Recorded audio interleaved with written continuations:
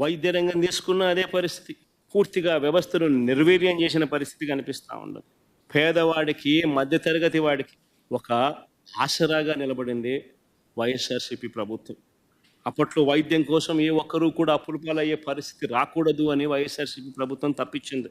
ఎప్పుడు చూడని విధంగా గ్రామాలలో విలేజ్ క్లినిక్స్, ఎప్పుడు చూడని విధంగా గ్రామాలలో ఫ్యామిలీ డాక్టర్ కాన్సెప్ట్, ఎప్పుడు చూడని విధంగా కొత్త 104, 108 వాహనాలు, ఎప్పుడు చూడని విధంగా హాస్పిటల్లో నాడు నేడు కార్యక్రమాలు, ఎప్పుడు చూడని విధంగా 17 కొత్త మెడికల్ కాలేజీలు, ఎప్పుడు చూడని విధంగా ఆరోగ్యశ్రీ ప్రొసీజర్స్ను 1050 నుంచి 3300 ప్రొసీజర్లకు ఆరోగ్యశ్రీని పెంచడం, ఎప్పుడు చూడని విధంగా 25 లక్షల దాకా పేదలకు, ఈ మధ్యతరగతి వర్గాలకు ఉచితంగా ఆరోగ్యశ్రీ, ఎప్పుడు చూడని విధంగా ఆపరేషన్ అయిపోయిన తర్వాత ఆ పేదవాడికి రెస్ట్ పీరియడ్లో కూడా ఆ పేదవాడికి తోడుగా ఉంటూ వైఎస్ఆర్ ఆరోగ్య ఆసరా.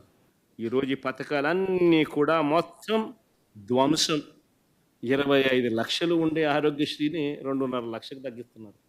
నిజంగా అసలు వీళ్ళు మనుషులేనా అని అడుగుతా ఉన్నా నేను.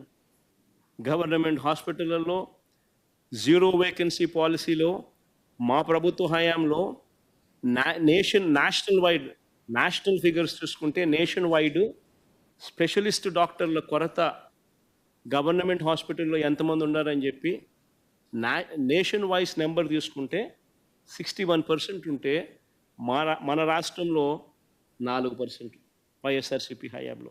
జీరో వేకెన్సీ పాలసీ పెట్టి ఆ మాదిరిగా రిక్రూట్ చేసి ఆ మాదిరిగా పేదవాడికి తోడుగా ఉన్న పరిస్థితుల నుంచి, గవర్నమెంట్ హాస్పిటల్లో WHO GMP ప్రమాణాలు గల మందులు మాత్రమే అందుబాటులో ఉండేట్టుగా చర్యలు తీసుకున్న పరిస్థితి నుంచి ఈరోజు వ్యవస్థలన్నీ కూడా ధ్వంసమైపోయిన పరిస్థితులు కనిపిస్తూ ఉన్నాయి. వ్యవసాయము అంతే, నాశనం చేసిన పరిస్థితులు కనిపిస్తూ ఉన్నాయి.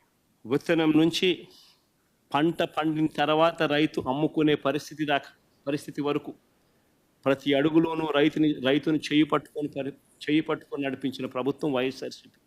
రైతులకు సంబంధించి 0 వడ్డీ పంట రుణాలు ధ్వంసం, రైతులకు సంబంధించి ఉచిత పంటల బీమా ధ్వంసం, సీజన్ ముగిసేలోగానే రైతులకు ఇన్పుట్ సబ్సిడీ ఇచ్చే కార్యక్రమం ధ్వంసం, గ్రామంలోనే రైతుని చేయి పట్టుకొని నడిపించే ఆర్బీకే వ్యవస్థ నిర్వీర్యం, ఈ క్రాప్ వ్యవస్థ నిర్వీర్యం, దళారీలు లేకుండా ఆర్బీకేలే పంటలు కొనుగోలు చేసే గొప్ప కార్యక్రమం నిర్వీర్యం, ధ్వంసం. ఆర్బీకేల ద్వారా నాణ్యమైన విత్తనాలు, నాణ్యమైన పురుగుల మందులు, నాణ్యమైన ఎరువులు ఆర్బీకేల ద్వారా రైతులకు గ్రామంలోనే అందుబాటులో ఉండే కార్యక్రమం ఈరోజు ధ్వంసం, నిర్వీర్యం.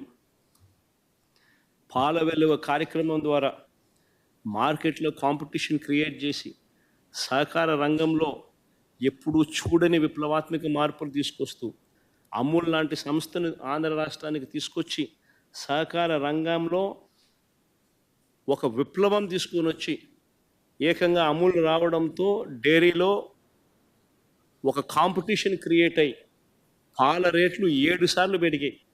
అమూల్ రాకతో ఏకంగా గేదె పాలు 18 రూపాయల 29 పైసలు పెరిగింది. ఆవు పాలు ఏకంగా 9 రూపాయల 49 పైసలు పెరిగింది. ఆ పరిస్థితి నుంచి ఈరోజు చంద్రబాబు నాయుడు వచ్చిన తర్వాత అమూల్ను ఒక పద్ధతి ప్రకారం లేకుండా చేస్తూ ఉన్నారు. హెరిటేజ్ లాభాల కోసం రైతులను, పాలు పోస్తూ ఉన్న ఆ రైతులను పూర్తిగా వాళ్ళ బతుకులు చిన్నాభిన్నం చేస్తూ ఉన్నాడు చంద్రబాబు. మిర్చి రైతుల విషయంలో కూడా ఎప్పుడు చూడని మోసాలు చూస్తూ ఉన్నాం. మిర్చి రైతుల విషయంలో గారెడీలు, మోసాలే కనిపిస్తూ ఉన్నాయి. ఒక్క రైతు నుంచి కూడా 40 రోజుల నుంచి మీరు అంతా చూస్తున్నారు. 40 రోజుల నుంచి మన కళ్ళ ఎదుటే కనిపిస్తూ ఉంది మిర్చి రైతుల అవస్థలు. మిర్చి రైతులు పంట అమ్ముకోలేని పరిస్థితి, గిట్టుబాటు ధరలు లేక రైతులు అవస్థలు పడుతూ ఉన్న పరిస్థితి మన కళ్ళ ఎదుటే కనిపిస్తూ ఉంది. 40 రోజుల నుంచి పరిస్థితి జరుగుతూ ఉన్నా కూడా ఇంతవరకు ఒక్క రైతు నుంచి కనీసం 1 కేజీ మిర్చి కూడా చంద్రబాబు నాయుడు ఇంతవరకు కొనుగోలు చేయలే.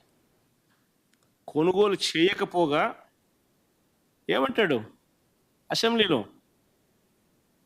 గవర్నర్ గారి ప్రసంగంలో ధన్యవాదాలు చెప్పి తీర్మానంలో చంద్రబాబు గారే మాట్లాడుతూ మిర్చి విషయంలో మార్కెట్ ఇంటర్వెన్షన్ చేయడం లేదంటూ ఆయన చెప్తాడు. అదే బడ్జెట్ ప్రసంగంలో అగ్రికల్చర్ మినిస్టర్ రాష్ట్ర ప్రభుత్వం మాట్లాడుతూ రాష్ట్ర ప్రభుత్వం మార్కెట్లో జోక్యం చేసుకొని పరిష్కారం చూపించేశామంటూ ఆయన మాట్లాడతాడు. ఎవడికి పరిష్కారం చూపించాడు? ఎవడి దగ్గర కొనుగోలు చేశారు? పరిష్కారం చూపించేశామంటూ కొనుగోలు చేశామనంటూ ఏకంగా అగ్రికల్చర్ మినిస్టర్ ఏకంగా అసెంబ్లీలో ప్రస్తావిస్తాడు. బడ్జెట్లో చూస్తే ధరల స్థిరీకరణ నిధి కింద 300 కోట్లు కేటాయించారు. 300 కోట్లు ప్రతిపాదించారు. నేను అడుగుతా ఉన్నా, అదే వైఎస్ఆర్సీపీ హయాంలో మా ప్రభుత్వంలో ఏకంగా 3,000 కోట్ల రూపాయలు ధరల స్థిరీకరణ నిధి కేటాయించి ఏకంగా వరి కాక ధాన్యం కాక 7,800 కోట్ల రూపాయలు ఖర్చు చేసి ఇతర పంటలు కొనుగోలు చేసి రైతులకు తోడుగా ఉన్నాం. పెద్ద పెద్ద పోస్టర్లు ఆర్బీకేలో పెట్టేవాళ్ళం. సీఎం యాప్ అని continuous monitoring of agricultural price and produce అని ఆర్బీకేల ద్వారా జరిగేది. ఎక్కడ ఏ ఆర్బీకే పరిధిలో అయినా కూడా ఏ పంట అయినా కూడా రైతు నష్టపోయే పరిస్థితిలో ఉంటే ప్రభుత్వం ఇంటర్వ్యూన్ అయ్యి కొనుగోలు చేసి మార్కెట్లో కాంపిటీషన్ క్రియేట్ చేసి ఆ రేట్లు పెరిగేట్టుగా చేసింది. మా ప్రభుత్వ హయాంలో చీని, పసుపు, అరటి, పొగాకు ఇలా రకరకాల పంటలను కొనుగోలు చేసి 7,800 కోట్లు ఖర్చు చేసి రైతులకు తోడుగా ఉన్నాం. ధాన్యం కొనుగోలుకు మరో 65,000 కోట్ల రూపాయలు ఖర్చు చేసాం. ఇదొక రికార్డు. ధాన్యం కొనుగోలుకు 65,000 కోట్ల రూపాయలు ఖర్చు చేసిన పరిస్థితి. ఈరోజు చంద్రబాబు నాయుడు అధికారంలోకి వచ్చిన ఈ 10 నెలల కాలంలోనే మొన్ననే చూసాం, ధాన్యం కొనుగోలులో ఏ రైతుకు కూడా గిట్టుబాటు ధర రాల. కనీసం 300 రూపాయలు రైతు తక్కువ రేటుకు అమ్ముకోవాల్సిన పరిస్థితిలో రైతు అమ్ముకోవాల్సిన పరిస్థితి వచ్చింది. ధాన్యం పరిస్థితి అదే, మిర్చి పరిస్థితి అదే, టమాటో పరిస్థితి అదే, పత్తి పరిస్థితి అదే, మినుముల పరిస్థితి అదే, కందులు పరిస్థితి అదే, పెసలు పరిస్థితి అదే. ఈ పంటలకన్నిటికీ కూడా ఏ పంటకు గిట్టుబాటు ధర లేదు. రైతు అవస్థల్లో ఉన్నాడు. రైతుకు ఆదుకోవాల్సిన పరిస్థితిలో చంద్రబాబు నాయుడు గారు నిమ్మకు నీరెత్తినట్టుగా చంద్రబాబు నాయుడు ఏమాత్రం కూడా పట్టించుకోని పరిస్థితి ఈరోజు మనం చూస్తూ ఉన్నాం. ఈరోజు అప్పట్లో వైఎస్ఆర్సీపీ ప్రభుత్వ హయాంలో కుల వృత్తులను నమ్ముకునే వారికి ఎప్పుడూ జరగని విధంగా తోడుగా నిలబడ్డ పరిస్థితి. స్వయం ఉపాధిని ప్రోత్సహిస్తూ వారందరికీ అండగా ఉన్న పరిస్థితి.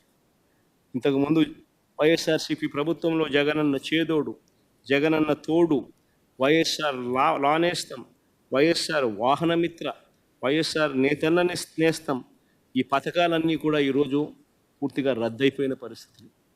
మత్స్యకార భరోసా పథకం కూడా నేరేడు సంవత్సరం ఎగరగొట్టిన పరిస్థితిని మనం అంతా కూడా చూసాం.